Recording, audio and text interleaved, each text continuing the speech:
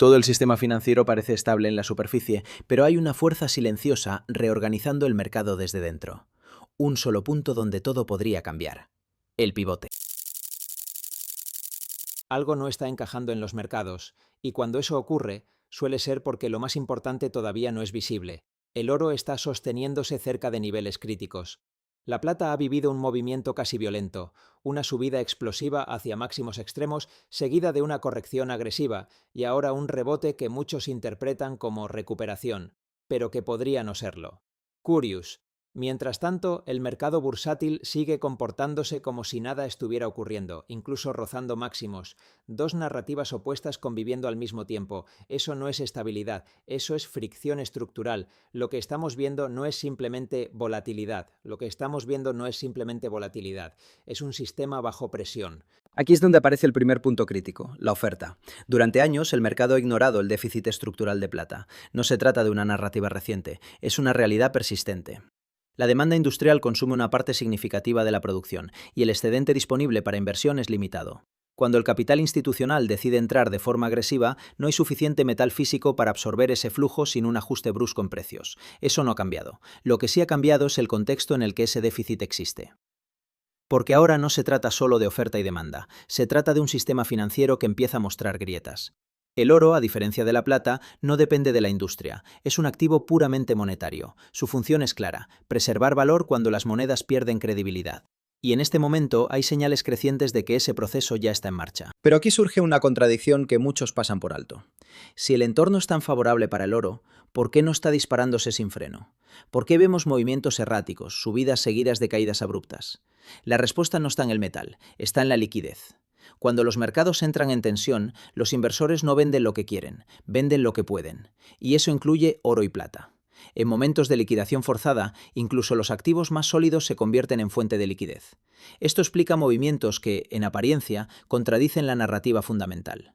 Y aquí es donde la situación se vuelve más interesante y más peligrosa. Porque mientras los metales están enviando señales mixtas, el mercado bursátil continúa operando cerca de máximos, como si el riesgo no existiera, como si la economía pudiera sostener este nivel indefinidamente.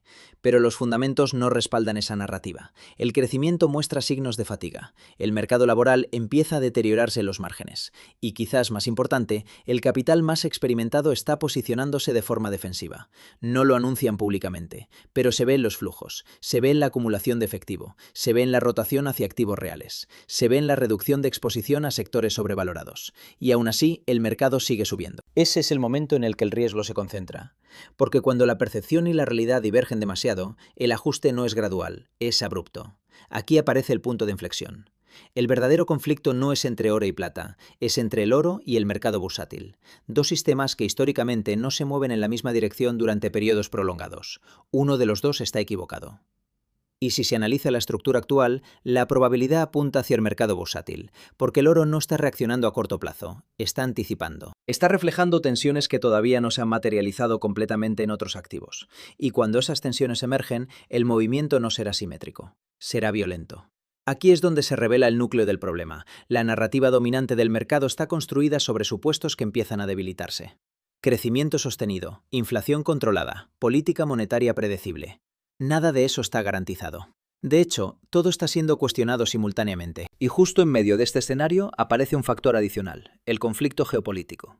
A primera vista, podría parecer que eventos de este tipo deberían impulsar directamente el oro y la plata, pero lo que estamos viendo es más complejo. En lugar de una reacción lineal, hay una respuesta fragmentada. Los mercados reaccionan en función de expectativas de resolución, no del conflicto en sí. Cuando se percibe posibilidad de estabilidad, los activos de riesgo suben. Cuando la incertidumbre aumenta, se produce una huida hacia liquidez, no necesariamente hacia metales. Eso distorsiona la señal, pero no la elimina, porque en el fondo, cada evento de este tipo añade presión a un sistema que ya estaba tensionado. Y aquí ocurre algo clave. El mercado empieza a operar en modo reactivo, no predictivo. Eso significa que los movimientos se vuelven más erráticos, más difíciles de interpretar y más propensos a generar errores de posicionamiento. Y en ese entorno, el inversor promedio queda expuesto, porque interpreta la volatilidad como ruido, cuando en realidad es información. Es el sistema ajustándose, es la liquidez buscando salida, es el capital institucional institucional moviéndose antes de que el consenso cambie. ¿Desde qué país nos estás viendo? Ahora, con esa capa adicional de contexto, el enfoque debe cambiar. No se trata de predecir precios exactos, se trata de entender dinámicas. El oro no necesita subir de forma continua para confirmar su tesis, solo necesita mantenerse firme mientras otros activos empiezan a fallar. La plata, por su parte, no necesita liderar, su función es amplificar cuando el movimiento se consolida. Y eso nos lleva al siguiente nivel de análisis, las acciones mineras. Aquí es donde la desconexión se vuelve evidente. A pesar de que los metales han alcanzado niveles elevados, muchas compañías mineras han sufrido caídas significativas. Algunas han perdido gran parte de su valor en cuestión de semanas. Eso no responde a un deterioro fundamental, responde a estructura de mercado. Las mineras, especialmente las de menor capitalización, tienen baja liquidez. Eso las hace vulnerables a ventas masivas cuando el capital necesita salir rápidamente. No importa la calidad del activo, no importa el potencial de producción. Si hay presión de venta, el precio cae. Y ahí es donde aparece la oportunidad. Pero no de forma evidente. Porque para aprovechar esa distorsión es necesario entender el ciclo completo. Las mineras no lideran, siguen. Primero se mueve el oro, luego la plata, después las grandes mineras y finalmente las juniors.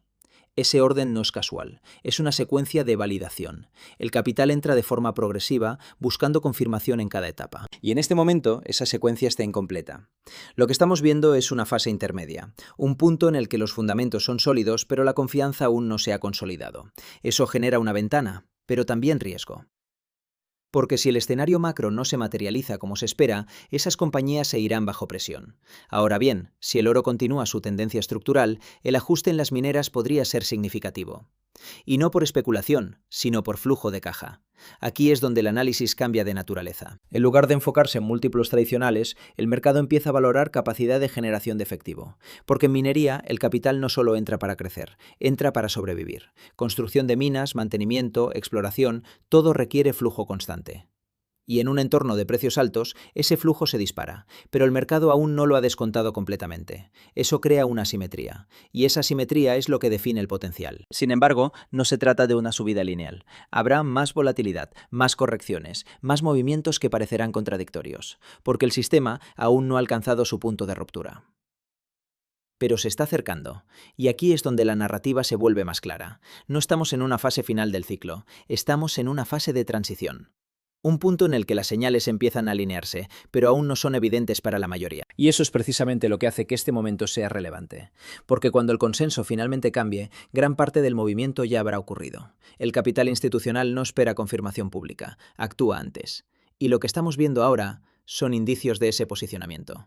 No es una narrativa dominante, es una corriente subterránea, pero está ahí. Y está creciendo. La pregunta ya no es si el oro alcanzará niveles más altos. La pregunta es qué tendrá que romperse en el sistema para que eso ocurra. Y cuando ocurra, ¿qué activos estarán posicionados para beneficiarse? Porque no todos reaccionarán igual. Algunos simplemente sobrevivirán, otros multiplicarán su valor. Y la diferencia entre ambos no estará en el titular del mercado. Estará en la estructura interna de cada activo, en su capacidad de generar flujo, en su exposición al ciclo, en su liquidez. El sistema no está estable, está en equilibrio temporal.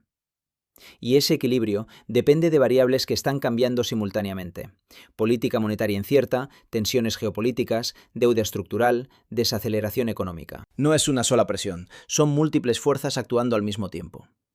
Y eso no se resuelve de forma gradual. Se resuelve con un ajuste. Un ajuste que redefine precios, expectativas y posicionamientos. Ese proceso ya ha comenzado. Pero aún no ha terminado.